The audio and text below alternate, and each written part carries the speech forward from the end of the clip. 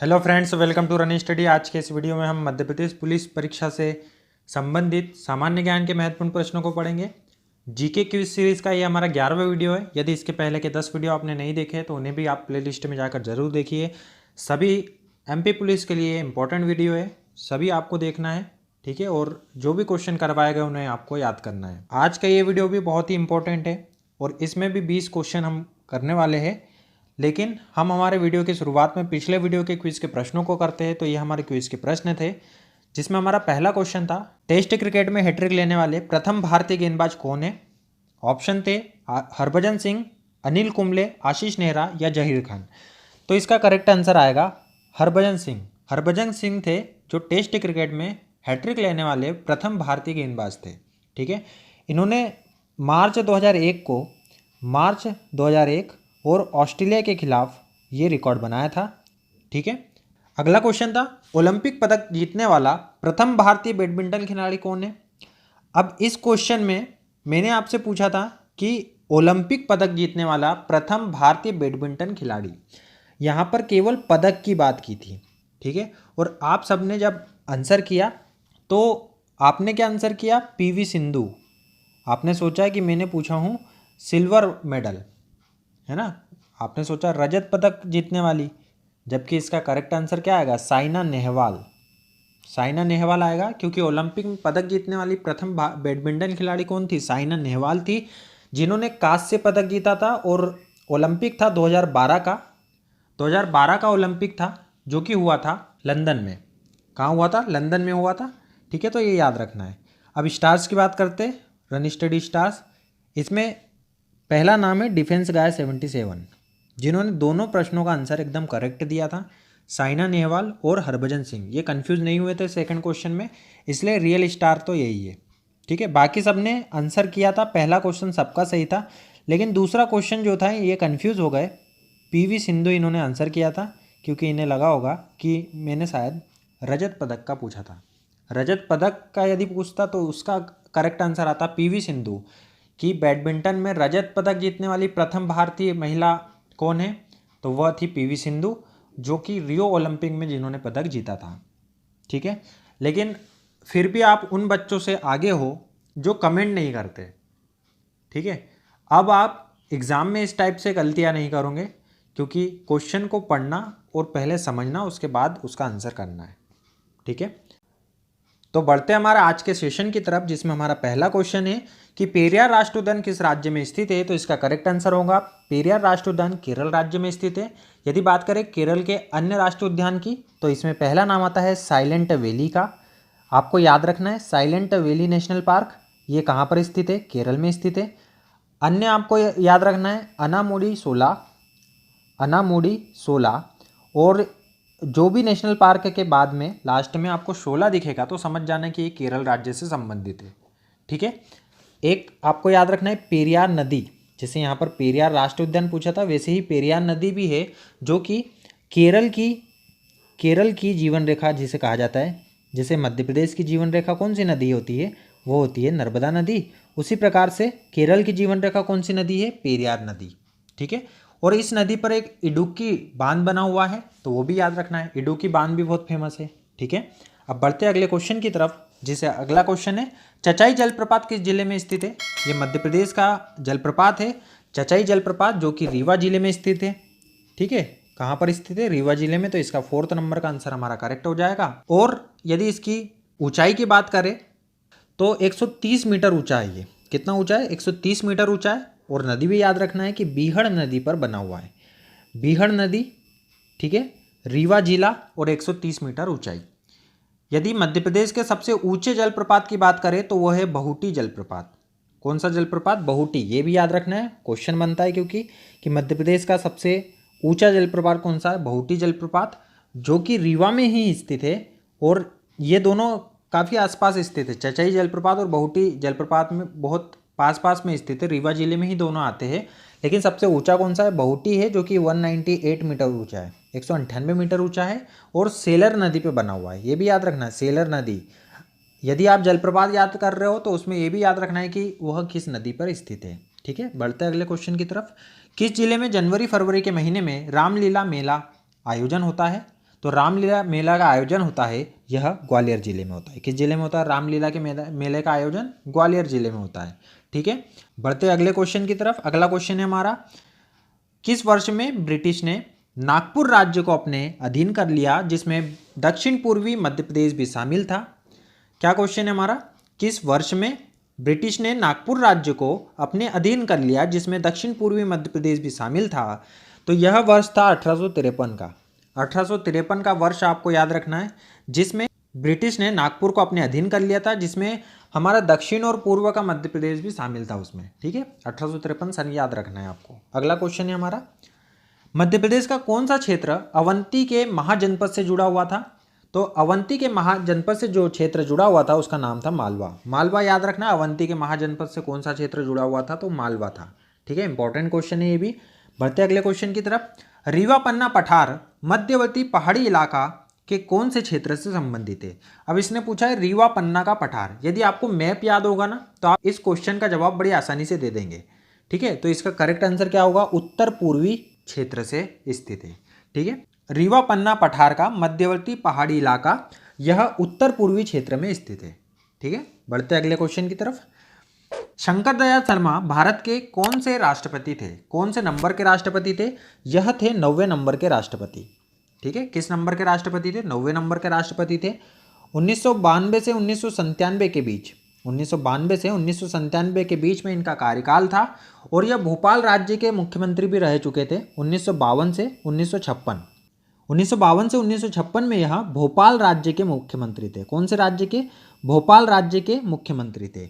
और 1 नवंबर 1956 में जब मध्य प्रदेश राज्य की स्थापना हो गई तो पहले रविशंकर शुक्ल जी यहाँ के मुख्यमंत्री बने।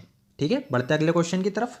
अगला क्वेश्चन है, निम्नलिखित में से कौन सा जिला जोरा, सेलाना और पिपलोदा के पूर्व रियासतों के क्षेत्र को शामिल करता है? इंपॉर्टेंट क्वेश्चन है कि जोरा, सेलाना, पिपलोदा के पूर्व रियासतों के क्षेत्र को शामिल करने वाला जिला कौन सा है? तो यह जिला है रतलाम। इंपॉर्टेंट क्वेश्चन है, याद रखना है इसको। रतलाम जिला, जिसमें जोरा, सेलाना और पिपलोदा के पूर्व रियासती क्षेत्र आते हैं। ठीक है, एक चीज और याद रखना है, कैक्टस गार्डन। कैक्टस गार्डन कहाँ पर स्थित है? कैक्टस गार्डन यह सेलाना में स्थित है। और जिला पूछे तो कौन सा आएगा? रतलाम जिला। ठीक है, सेलाना में स्थित है कैक्टस गार्डन और जिला पूछे तो रतलाम जिला। ठीक है, बढ़ते अगले क्वेश्चन की तरफ।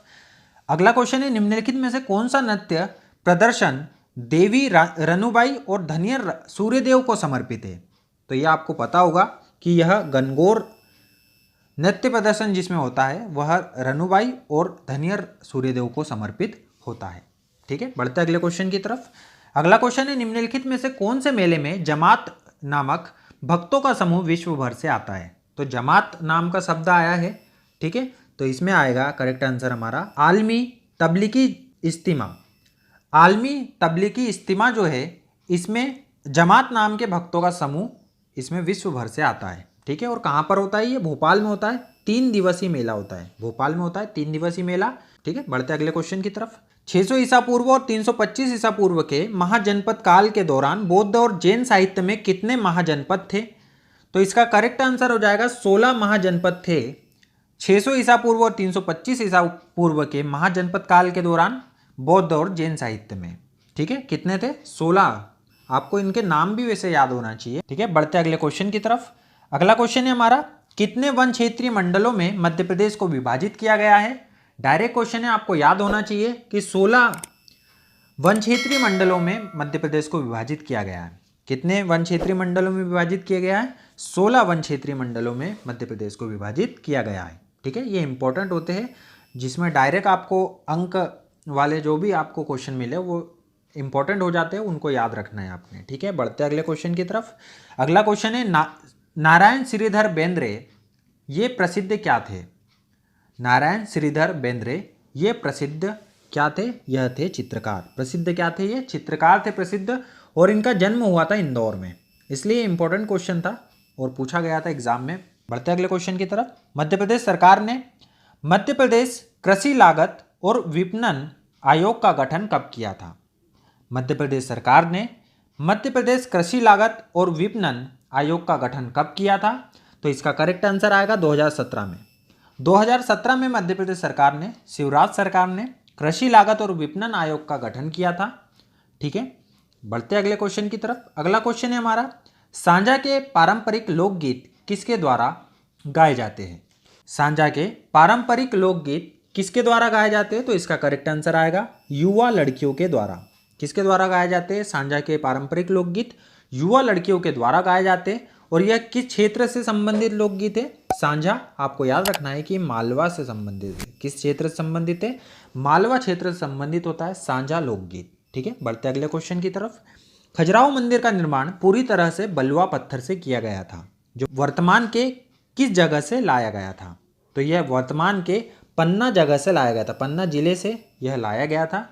खजुराहो का जो मंदिर है वह बलुआ पत्थरों से बना हुआ है। वो बलुआ पत्थर कहाँ से लाया गया था? वर्तमान के पन्ना जिले से लाया गया था।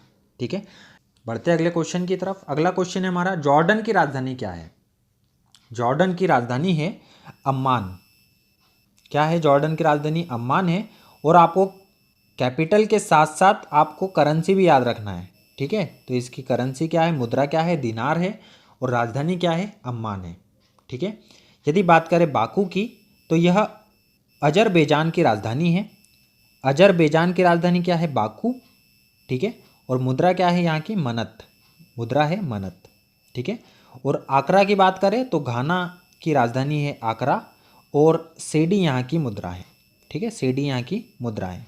मनामा के बारे में आप मुझे बताएंगे कमेंट करके कि मनामा किसकी राजधानी है और वहाँ की मुद्रा क्या है। ठीक है, बढ़ते अगले क्वेश्चन की तरफ। विश्व बैंक कब बनाया गया था? तो विश्व बैंक आपको याद रखना है कि विश्व बैंक बनाया गया था 1944 को। कब बनाया गया था विश्व बैंक? 1944 को बनाया गया था विश्व बैंक। इसमें कुल सदस्य देशों की संख्या है 189 और इसका मुख्यालय, हेडक्वार्टर की बात करें तो वॉशिंगटन डीसी। कहाँ पर है इसका मुख्यालय? वॉशिंगटन डीसी में है। ठीक है, इसका मुख्यालय। और एक इसी जैसी एक संस्था और है आईएमएफ, आपने सुना होगा नाम आईएमएफ का। आईएमएफ की स्थापना की बात की जाए तो 1945 में इसकी स्थापना हुई थी और इसमें भी 189 सदस्य है और वॉशिंगटन डीसी में ही इसका मुख्यालय भी है। ठीक है, आईएमएफ और विश्व बैंक का मुख्यालय वॉशिंगटन डीसी में 189 दोनों की सदस्य संख्या है। एक का 1944 में स्थापना हुई थी और एक की हुई थी 1945 में। ठीक है, बढ़ते अगले क्वेश्चन की तरफ। अगला क्वेश्चन है, मुस्लिम लीग द्वारा प्रत्यक्ष कार्रवाई अभियान कब शुरू किया गया था? तो प्रत्यक्ष कार्रवाई अभियान जो शुरू किया गया था यह 1946 में 1946 में स्टार्ट किया गया था। यदि बात की जाए मुस्लिम लीग की तो 1906 में इसकी स्थापना हुई थी। और कहाँ पर हुई थी पूछे तो ढाका, बांग्लादेश, जो कि आज का बांग्लादेश है, ढाका में इसकी स्थापना हुई थी। ठीक है, ये भी याद रखना है। बढ़ते अगले क्वेश्चन की तरफ। सतपुड़ा राष्ट्रीय उद्यान कब स्थापित हुआ था? तो सतपुड़ा राष्ट्रीय उद्यान यह स्थापित हुआ था 1981 को। अब मैं आपको कुछ महत्वपूर्ण बातें बताता हूँ सतपुड़ा राष्ट्रीय उद्यान के बारे में। तो भारत में बाघों का डीएनए टेस्ट करने वाला प्रथम या बोले एकमात्र राष्ट्रीय उद्यान है। ठीक है, एकमात्र नेशनल पार्क है जिनने भारत में बाघों का डीएनए टेस्ट किया था। यदि यहाँ पर पूछे कि प्रोजेक्ट टाइगर की शुरुआत कब हुई थी तो 1999 और 2000 में हुई थी प्रोजेक्ट टाइगर की शुरुआत यहाँ पर। ठीक है, और किस जिले में आता है यह आता है होशंगाबाद जिले में, मध्य प्रदेश के होशंगाबाद जिले में आता है सतपुड़ा राष्ट्रीय उद्यान। आपने पचमढ़ी सुना होगा, पचमढ़ी जो है वो इसी राष्ट्रीय उद्यान के अंतर्गत आता है। और पचमढ़ी की सबसे ऊंची जो चोटी है वो कौन सी है? धूपगढ़। ठीक है, तो ये सभी सतपुड़ा राष्ट्रीय उद्यान के अंतर्गत ही आते हैं। ठीक है, समझ गए? ये हमारे इस सेशन का लास्ट क्वेश्चन था। यदि ये सेशन आपको अच्छा लगा हो तो सेशन को लाइक करें। यदि आपने चैनल पे पहली बार विजिट किया है और वीडियो अच्छा लगा है तो चैनल को सब्सक्राइब करें, साथ ही साथ बेल आइकन को भी दबा दें जिससे आपको आने वाली वीडियो की नोटिफिकेशन सबसे पहले मिल सके। और अभी आपको जाना नहीं है क्योंकि आगे क्विज़ के क्वेश्चन है, क्विज़ के क्वेश्चनों का जवाब दे के ही जाना कमेंट में।